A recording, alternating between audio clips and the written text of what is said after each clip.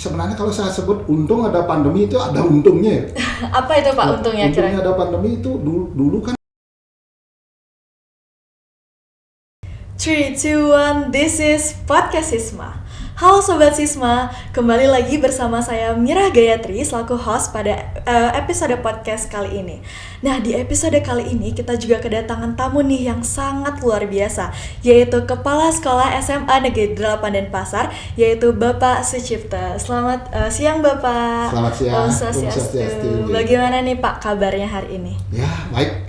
Baik ya. Tentu baik ya, harus baik terus. Oke, jadi bagaimana nih Pak kesannya pertama kali masuk ke ruangan podcast di SMA Negeri 7 Denpasar? Nah, ini kan saya dulu memang di sini ya, saya tahu awal ruangan ini sebelum jadi broadcast ini luar biasa ya. Jadi sudah ada perubahan yang sangat bagus di sini untuk pembelajaran tentunya ya, dengan cara belajar dengan cara podcast begini ini juga salah satu bentuk pembelajaran yang sangat baik gitu. Sesuai dengan eranya gitu. Sesuai dengan era ya. Jadi menurut Bapak digitalisasi itu sangat penting ya Pak di era sekarang untuk sekolah-sekolah di negeri. Ya tentu, bukan sekolah negeri saja. Jadi semua sekolah penting sekali digital ya. Karena digitalisasi itu nanti bisa melipatkan ya waktu juga tidak harus pada waktunya gitu kan. Kita bisa memilih waktu, memilih tempat itu. Jadi tidak tergantung lah gitu. Oke, baik. Jadi Bapak nih sebagai kepala sekolah di SMA Negeri 8 Denpasar, itu saya mau bertanya tentang perkembangan kurikulum Merdeka di sana bagaimana? Apakah di sana sudah menerapkan yang namanya P5 di SMA 8? Iya, sudah. Cuman mungkin tadi karena saya kesini kan pertama tujuannya adalah untuk menerima pengimasan dari SMA 7. Oke. Ya, berarti saya tadi sempat membanding-bandingkan sih yang terjadi di SMA 8 dengan di SMA 7. Tentu saya dapat menerima banyak hal tadi. Terutama itu tentang bagaimana sistem P5-nya kan, sistemnya. Yeah. Apakah kalau di SMA 7 ini kan dulu pernah, tadi saya dapat ya, dulu pernah sistemnya reguler. Kemudian sekarang sistemnya blok. Kemudian nanti katanya sistemnya mungkin dipadukan antara sistem blok dan reguler. Kalau di SMA 8 dulu sudah pernah blok. Lalu sekarang reguler gitu, malah kebalik ya. Oh iya. Kebalik dengan Sisma ya. Iya.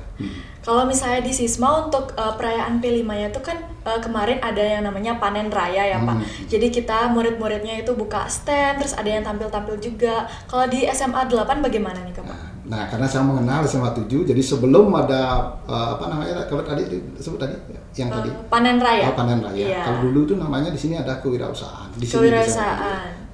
Nah, sekarang di SMA 8 juga ada sejenis ya. Dengan itu namanya ini lah entar loh. Lupa entar. Aduh, saya lupa. Ya, tapi mirip ya. Ya, ada kita juga ada kita ngundang narasumber bagaimana berwirausaha yang baik gitu kan. Okay. Kita juga ada anak-anak yang punya kemampuan ekonomi kreatif, menyajikan teknologi, menyajikan makanan khas Bali. Itu yang kadang-kadang kita mungkin adik-adik sekarang ini udah agak kelupaan ya. Ada pepes belut, ada sate kakul, ada pesen cengis itu dijual di sana. Di stand-stand waktu di SMA 8 berarti ya. Termasuk ada lawar yang sudah hampir dilupakan oleh anak muda. Nah, mungkin sekarang udah mulai bangkit lagi ya, dikenal lagi gitu. Ternyata kalau dinikmati rasanya enak loh ini. Banyak gitu. yang suka berarti Pak ya. Suka. Dan itu malah paling laris dia. Ya. Oke, itu kan dari makanan-makanan Bali tadi. Nah, tadi Bapak ada bilang untuk perkembangan teknologi dari siswa-siswa. Itu bisa disebutkan mungkin contoh-contohnya seperti apa? Nah, dia ada juga yang anak-anak yang punya proyek tentang robot atau apalah gitu kan. Dia tampilkan pada saat itu. Jadi sejenis itulah. Jadi proyek-proyek yang berkaitan dengan teknologi gitu. Oke, jadi Bapak nih sebagai kepala sekolah dengan pergantian kurikulum dari sekarang kan kurikulum Merdeka, itu apakah ada kesusahan di koordinasi ke guru atau ke siswanya?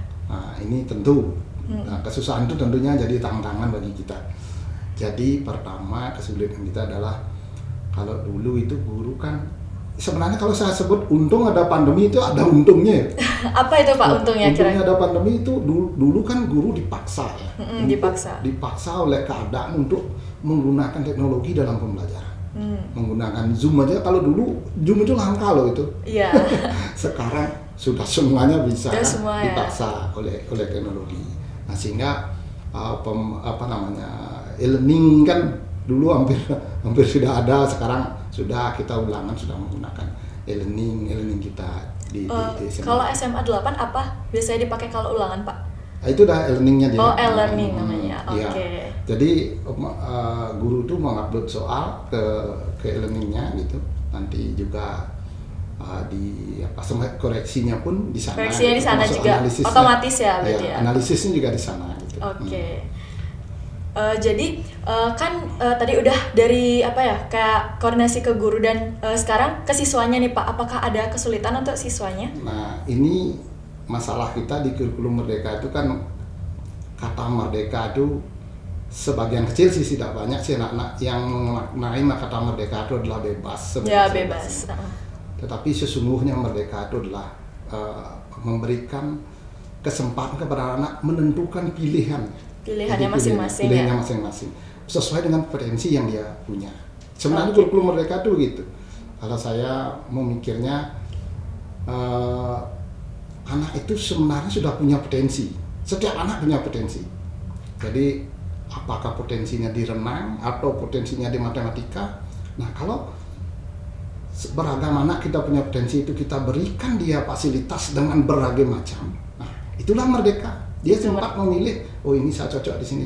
Tidak dipaksa untuk memilih satu, oh ini kamu harus di sini, kamu harus ini. Nah itu sebenarnya esensinya di situ. Jadi siswa lebih enjoy ya Pak belajarnya sesuai potensi mereka masing-masing. Ya, siswa pasti siapapun ya kalau diberikan pilihan sesuai dengan, pasti dia senang, sesuai dengan minat, bakat dan kemampuan. Pasti dia senang. Tidak dipaksa dia untuk belajar, dia akan belajar sendiri kalau sudah sesuai dengan. Nah kalau ruangannya sudah bagus, pilihan menu-menunya banyak, tidak semua orang punya kemampuan matematika yang bagus, dan juga matematika yang bagus itu bukan itu saja jaminannya untuk memperoleh kesuksesan kan begitu. Bisa saja dengan cara menari dia bisa sukses, dengan cara punya dengan kegiatan-kegiatan misalnya yang lain, misalnya yang ada potensinya, dia bisa sukses seperti itu. Itu maksud saya. Oke. Jadi kalau misalnya di SMA 8 ini kan SMA 7 salah satu sekolah penggerak di Denpasarnya Pak. Dan SMA 8 yaitu Bapak mengunjungi SMA 7. Apakah kira-kira apa yang bisa dipelajari nih dari SMA 7 yang akan diterapkan ke SMA 8? Oh, ini banyak. Yang tadi pertama kan ada perencanaan yang berbasis data. Nah, ini nanti saya akan pelajari lebih dalam, karena kemampuan sebuah sekolah merealisasikan rencananya tentu harus tidak match antara kebutuhan dengan anggaran, tidak boleh itu. Nah tentu kalau sudah berbasis data kan kita pastilah apa yang kita butuhkan sesuai dengan yang kita anggarkan gitu. Nanti raport mutu kita baca, kemudian kita lihat di sana mana yang kira-kira paling dibutuhkan. Nah itu dulu kita prioritaskan. Gitu. Dan itu kita akan pelajari. Tadi belum sih perencanaan berbasis data, tapi staf saya sudah ada di sana. Tentu nanti itu akan pertama saya pelajari tentang bagaimana perencanaan berbasis data. Kemudian yang kedua tadi juga sudah saya dapat tentang pembelajaran berdiferensiasi. Tentunya karena SMA 8 itu ada perbedaan sedikit dengan SMA 7 tentang jumlah siswa. Tentu saya akan saya akan bandingkan dulu dan saya ambil bagian-bagian mana yang bisa saya terapkan di sana gitu. Ya, tentunya demikian. Oke. Jadi nah sekarang kan Sisma udah ada podcast nih Pak. Kira-kira SMA 8 mau buat podcast kayak SMA 7 nggak nih Pak? Nah, pertama ini saya tadi baru masuk sini ya. Saya punya radio gitu, saya di sana ada radio SMA 8 ya, dan sudah dulu itu. Nah, sudah dulu. Ya, tinggal kita nambahin lagi sedikit kan, menyempurnakan radio nih biar kita bisa pakai sebagai podcast juga nanti. Ya, Asongkarya Pak bisa berjalan dengan lancar nanti. Oke, satu pertanyaan terakhir nih Pak sebagai penutup. Ada pesan dan kesan mungkin Bapak untuk SMA Negeri 7 Denpasar bagaimana ke depannya? Tentunya teruslah berinovasi. Ini salah satu bentuk inovasinya kan. Sebentar lagi katanya kepala sekolah tadi bincang-bincang dengan saya akan buat ruangan musik gitu. Iya, Mungkin saya perlu pelajari juga nanti ya. Mudah-mudahan bisa kita kembangkan di SMA 8. Sekali lagi selamat, ini SMA 7 sudah cepat ini termasuk berkembang. Aduh, terima kasih banyak Bapak ya. Ya baik, terima kasih banyak ya Bapak sudah meluangkan waktunya untuk hadir di podcast Duta Literasi kita, dan terima kasih banyak sudah sharing-sharing banyak pengalaman di SMA Negeri 8 Denpasar. Baik, itu dia tadi teman-teman bincang-bincang asik kita bersama Bapak Sucipta selaku Kepala Sekolah SMA Negeri 8 Denpasar. Semoga apapun yang kita bicarakan tadi dapat bermanfaat bagi teman-teman di rumah. Baik, sekian podcast di episode kali ini. Sampai jumpa di episode podcast berikutnya. This is Podcast Sisma. Dadah.